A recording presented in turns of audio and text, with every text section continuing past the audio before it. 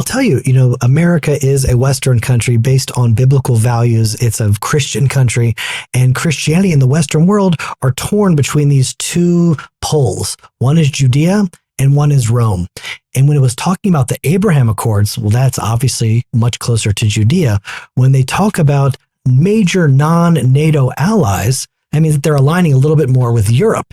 And when you look at what's happened right now, first they said, all right, we're going to give you F-35 fighter jets, but you have to join the Abraham Accords. You have to normalize relationships with Israel. And they're like, no, we don't want to normalize relationships with Israel until Israel builds a terrorist state in the heart of their country.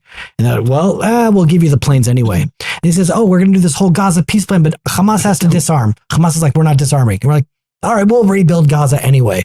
And it's like, well, what's going on here? So what's happening is that Israel is being sidelined and America is aligning itself with the larger, richer Arab world because America has interests. But here's what happens. The Bible speaks about, or at least the Jewish tradition of the Bible speaks about measure for measure. That if you do the wrong thing, you will be able to see the reaction or the punishment or the outcome of that bad deed in the punishment itself. And so right now I just saw a report saying that there are 48 new mosques that have built in Texas alone in the last 2 years. It's like, all right, you want to align with Syria, you want to align with Saudi Arabia, you want to sideline Israel, you want to pull them to NATO and not pull them to Abraham. Fine. Those 48 mosques that are going to be built in Dearborn, Michigan, just wait until the rest of America is under the rule of because people, it's so funny, people say, no, Jews have dual loyalty. The people that are chanting for the Hamas raising Palestinian flags, do they think they have any loyalty to America? It's not dual loyalty. They have no loyalty to America. Yeah, they're burning the American flag and then going to churches, buying out churches. I was about to say that. Like you mentioned 48 mosques being built in Texas, right? Not to even mention that a lot of these mosques are actually taking over churches and the mosques are now operating inside of old churches. So the churches are like Christianity is disappearing from America.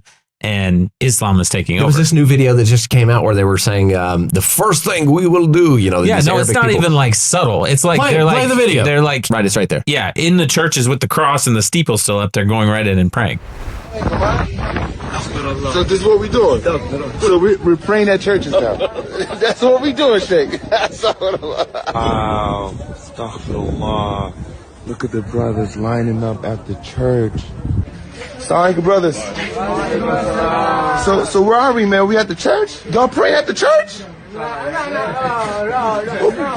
Y'all praying at the church? What are we doing here, man? Why have we gathered here? Okay, mashallah. We're going to convert the church into a masjid. Okay, man. Y'all was scaring me for a minute. Get the khutbah, habibi. Get the first khutbah. Yalla, inna alhamdulillah. MashaAllah. Beginning stages.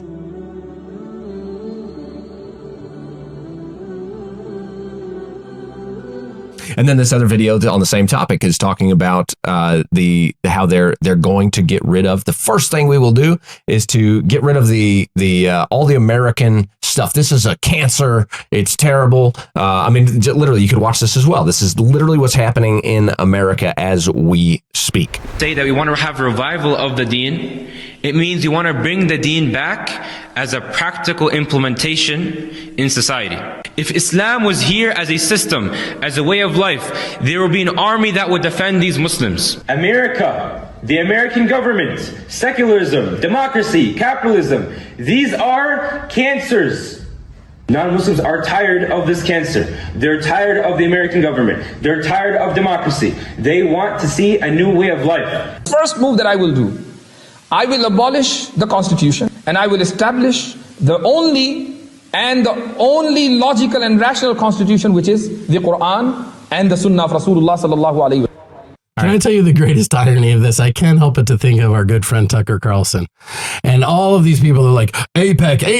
The APEC is twisting. APEC is like such a little small potatoes nothing.